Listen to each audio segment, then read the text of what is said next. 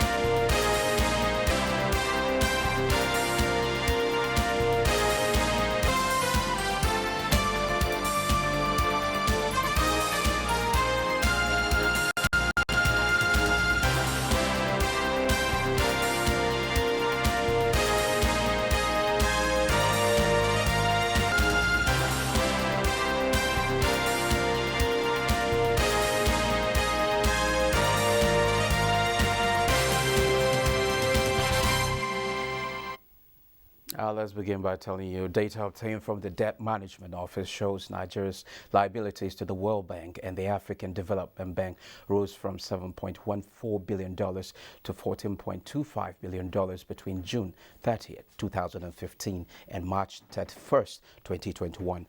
This means that the commitment of the banks to the country rose by $7.11 billion within the period under review and represents an increase of 98.48% as of June 30th, 2015. The federal government had borrowed a total sum of $6.19 billion from the World Bank. A breakdown of the group's portfolio in the country shows that a greater part of the loans was obtained from the International Development Association, an arm of the World Bank that specializes in giving concessional loans to poor and fragile countries. Now, still on money, the latest figures from the Central Bank of Nigeria have shown that the country's external reserve have returned to a growth path with a gain of $280 million in 2 weeks. Figures obtained from the CBN reveals that the reserve rose to $33.38 billion on July 29 from $33.1 billion on July 14th. The reserves, which had suffered some declines in recent months, dropped to $33.09 billion as of July 12 from $33.28 billion on July 1st. How much is the Naira exchanging for other currencies? Let's find out.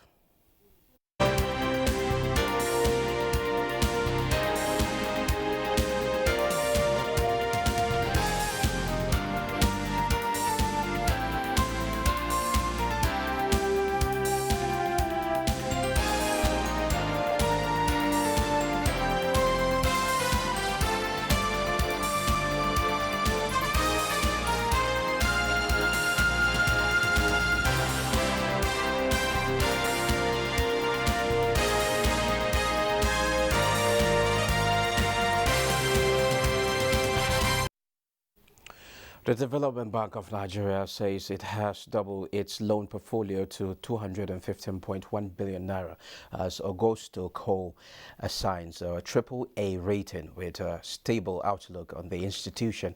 DBN's Managing Director Tony Apanachi, who provided the loan portfolio data in a statement, said that his team is excited about the AA rating.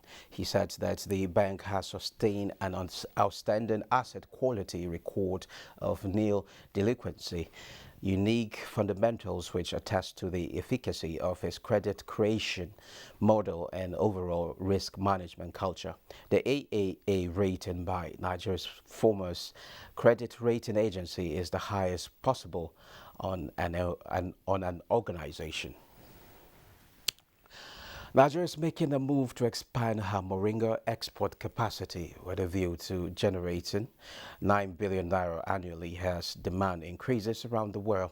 Nigeria's Moringa is ranked one of the best in the world with a high demand from Europe, Asia and America. To further boost production nationwide, additional 1 million farmers are expected to participate in the production of the medicinal plant this year. The target is 10 billion Moringa trees nationwide to be achieved on the Moringa Producers Association in partnership with relevant agencies under the Federal Ministry of Agriculture. Moringa Farmers Association, in a press conference in Abuja, the association with its membership strength of about 5,000 farmers will work to boost production of the medicinal plant in Nigeria. We have known Moringa is a miraculous crop. It's a miraculous plant that God has created. That's, when people take it, it's for health. So all we are doing here is about wealth creation and also giving health. It's about both wealth and health. In Nigeria, we have laws. When you produce, before you take it to the shelves of the market, you must be registered or you must be licensed. Now, to do justice to how Nigeria can expand production of Moringa for export is the President Moringa Producers Association of Nigeria, Michael Ashimashiga. You're welcome to Business Express. Thank you so much, my brother. Okay. What's Nigeria's potential in Moringa production? Yes, best to my knowledge and with over 20 years of research and processes of Moringa and its relevant products, I have seen that Nigerians have the best to give to the world. And when you come to the terms of maybe revenue generation and the rest, and maybe looking at most of these supplements, I was looking at one report by, I think, National Bureau of Statistics. It was the day before yesterday when they sent that report to me. On that report, the second 10 top imports products. The first is the oil, which is petroleum. First is the petroleum. Second part of it was antibiotics. Okay. When you look at $4.12 billion that has been spent in importing antibiotics into Nigeria. Then looking at our health sectors. So these are all things that we have sat down. Based on this project, we know that Nigerians have a standing ground where it will present himself to the international community that we have the best. Looking at India, India generates over 3 times of Nigerian budget in only Moringa. Okay. Yeah. So why can't we have it? We have all the arable lands here. All that we need is for government to look into this. What can we produce? What can we export? Nigeria have its own daughter there. Okay, can you take us through the Moringa value chain? Yes, when you look at the value chain of Moringa, we can't overemphasize on it because there are a lot that Moringa carries. When you come into the aspect of the economic benefit, coming to the aspect of the health benefit, and coming to the aspect of poverty alleviation, and then issues of malnutrition. These are all that one plant that is holding. So when you look at all this, there are each and every step or each and every life of Nigeria depends on Moringa, knowing or unknowingly. How? These antibiotics you are taking, do you know how it has been processed? They have an extract of Moringa in it. We are the one that brought the name out, let people know that what we are taking Moringa. Most of these foods that we are eating, most of the premix or vitamins that have been included in it, most of this animal feed that has been produced, they have an extract of Moringa in it. Because Moringa constitutes, it has a dense of all the nutrients that each and every plant or animal or poultry is looking for. So with all this, it's a big advantage and opportunity for Nigeria. So looking at this aspect, coming down to see how we can process it, how we can package it, we want to appreciate even the the Export Promotion Council, who are the main relevant agencies to working on issues of export. Okay, how much moringa are we producing? Presently, statistically, now we can't talk much, because when you come down, going to the factory, looking at the factory, I have things just less than 5 billion naira worth of products in the factory, which is only 1 month production. Although during those times we can't even push higher. So now we don't have raw material as I am talking to you. So you are telling me we're importing moringa too? We are importing moringa. And look, Nigerians have been importing moringa. All the food we are eating, most of the, if you go out, I was in this Science and Tech Expo last time. A man, one ambassador was there. He says he bought this moringa from Dubai. So you see people that are producing it here. I say yes. He bought it in Dubai because we know what they want. And we have the knowledge and we have the best. A friend in Hungary, when we exported some of the products to them, they looked at it, they said our cost is a little bit higher. He said comparing India and China and moringa, we are not condemning their products, depending on their weather and their land and the nutritional value of what they have. So we're looking at it. I asked him, I said, go and analyze that moringa that you said our is more higher. When he went, he took it, I said, use our money, take it to the lab. So when he went there, he discovered that our own is the best. Now tell us about the export prospect of this moringa. Yes, as we are talking, we have the capacity, even though as a little as we are, we can export on monthly basis not less than 2 to 3 billion naira worth of moringa. As it is now that we don't even have raw material. Most of our farmers, we have engaged them. We have business aspect of it. We encourage them as farming group, cultivate this, partner with most of our banks. They come in, let them go and open. Although most of the licenses that have been delayed, we have just last 2 weeks, and NAFDAC have come in and then issued out our license to export. That have boosted our at least export. Okay, there's this plan to plant over within 9 billion moringa. 9 billion moringa. How's it going? Yes, that is what we have started, and at least God have seen us through. Tell us about it. Yes, the plan there is to engage. We have our state coordinators and the local government coordinators. These are all that are on ground. Then what people have registered, we now take them in. We give the input, the seed, the treated seed, the organic herbicide, the organic insecticides. We give this to farmers. You as a farmer, go and cultivate this. We'll be paying you 50,000 naira per one single plot on monthly basis. That means if you have 10 plots of moringa farm, we are paying you 500,000 naira. We are doing this just to encourage the individual. We know from the beginning what we are paying them, the yields they cannot pay it. But we do that in order to encourage them, because we know within the short period of time of less than 6-7 months of harvesting, of consistent harvesting, they can recover that money. We can recover that money. So we take it as pence in the beginning to support the farmers in order to have more raw material and encourage the youth. Because when you talk of farming, they look at a farmer as one of the poorest men in Nigeria or all over the world. But we have brought out, we have a template, we have a system that we have put on ground, and we are now working out with it. To make a farmer, let a civil servant looking at a farmer and say, oh, how I wish maybe after a few years, let me resign and go back to the farm. Okay, after that, are you guys adding value to it before export? Yes, we extract the oil, natural oil, we don't adulterate it.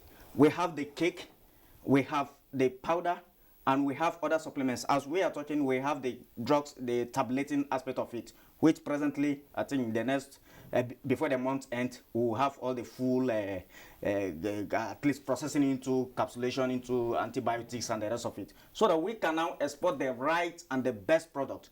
People are complaining that drugs doesn't work or antibiotics are not working. It's because we are eating the wrong foods in Nigeria. Okay. Yes. Those people out there, they believe mostly on natural products, food. They say, let your food be your medicine and your medicine your food. So that is what we are telling the government, looking at what the value of what moringa can add to each life, because it's a product that all of us are eating unknowingly.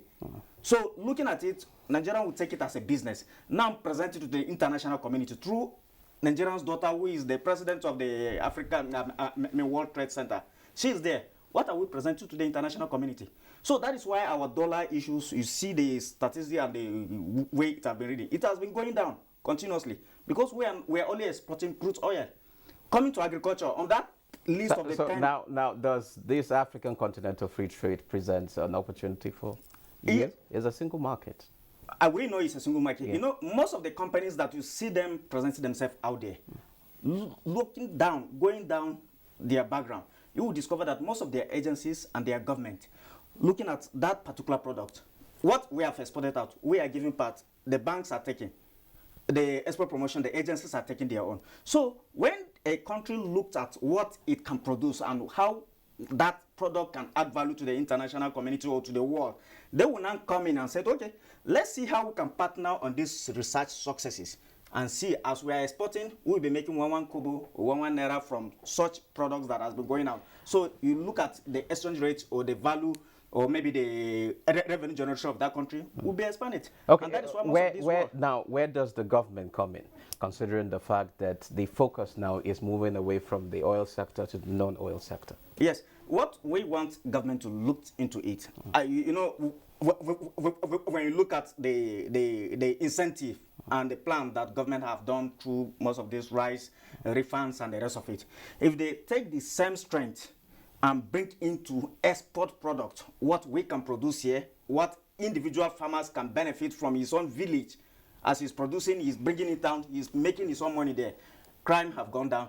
Then on their own, most of these crimes, kidnapping and the rest of it, when a youth realize that he will make this, so government on its own, looking at most of these products, will now go and say, okay, this association or this organization, how can we come in? We are now ready to support you so that the lives out there, we can't be fighting with guns every day. Yeah. So let's help them out. So by then, government are making their own money through either the loans that they have provided to most of these organizations, and then at the end, it have also bring in foreign exchange, because what we are exporting out, we are bringing in foreign dollars. So it will make the pressure on that dollar to at least go down, and you see everybody living happily. The country will be generating, and issues of unemployment and poverty and all these health challenges will totally be cut off. Okay, thank you very much, Mr. Michael Ashimashiga. You are welcome, sir. President, Moringa Producers Association of Nigeria. Thank you so much, sir. Thank you. Yeah. Now moving on, Nigeria and Senegal are to engage in a win-win partnership in the oil and gas sector, which will pave way for enhancing mutual cooperation among both countries. Minister of Petroleum and Energy of the Republic of Senegal, Asisatu Sophie Gladima, who is in Nigeria with a high-powered delegation, had an interface with the Minister of State Petroleum Resources, Dimitri Silva, in Abuja to discuss the next level in the partnership. Lydia Sampson has details.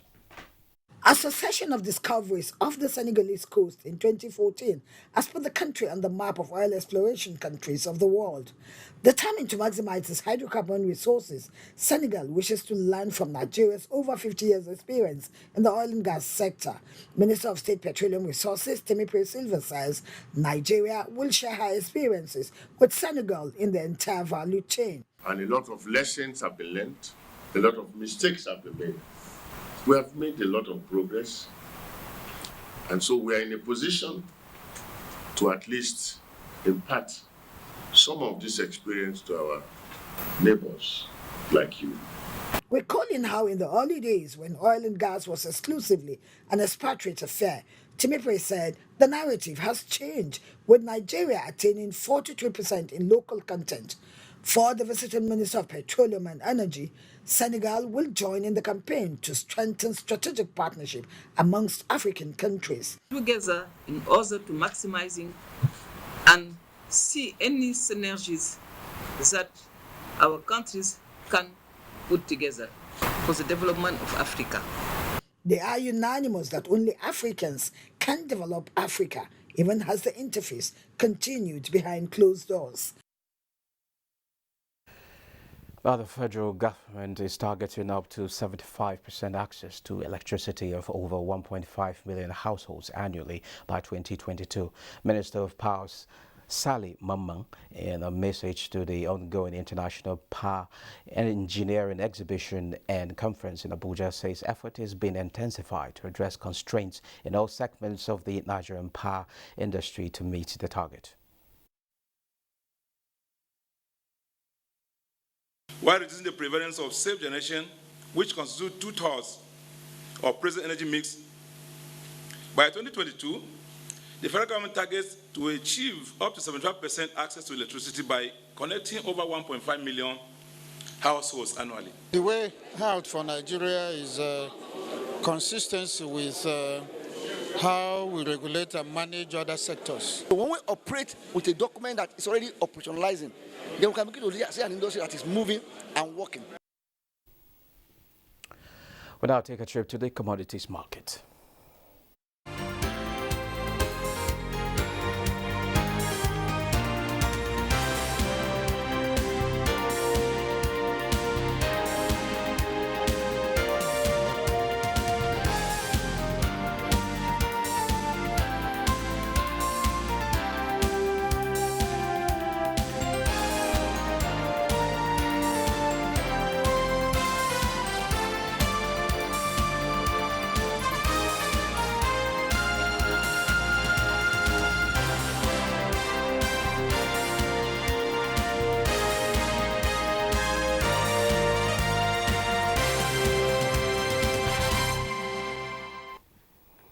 Now, Lion Kaojo in our Surviving COVID-19 series for today tells us a story of a welder, Moses Azi.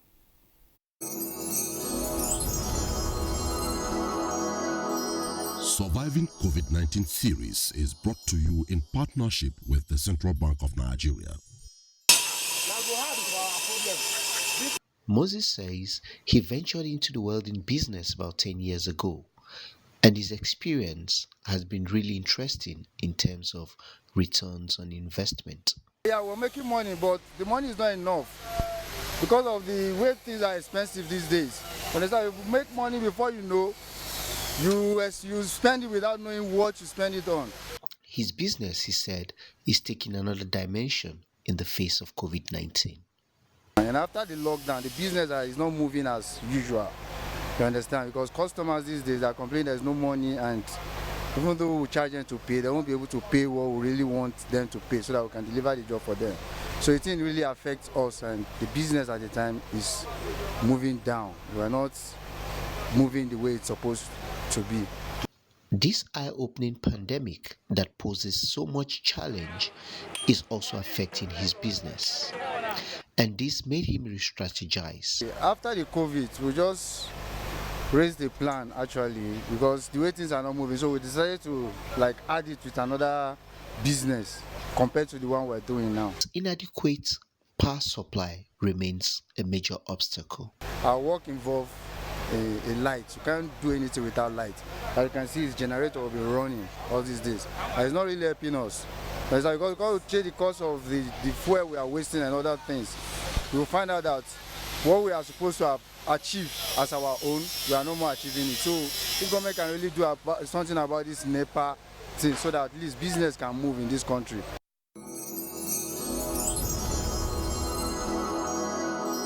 Surviving COVID-19 series is brought to you in partnership with the Central Bank of Nigeria.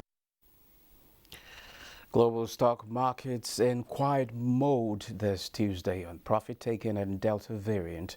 Bosadebe looks at global market outlook.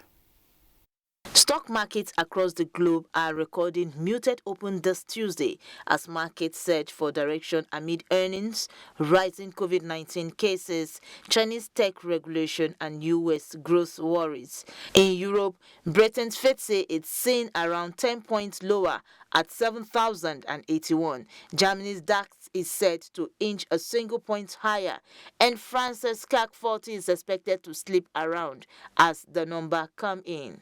U.S. stock futures on their own part rose slightly in early morning trading on Tuesday after worries about slowing growth spike in Monday's sell-off on Wall Street. Futures on the Dow Jones Industrial Average gained 97 points. S&P 500 futures and Nasdaq 100 futures both edged mildly higher as the spread of Delta coronavirus variant continued to keep investors on edge. Major markets in Asia were mostly lower on Tuesday.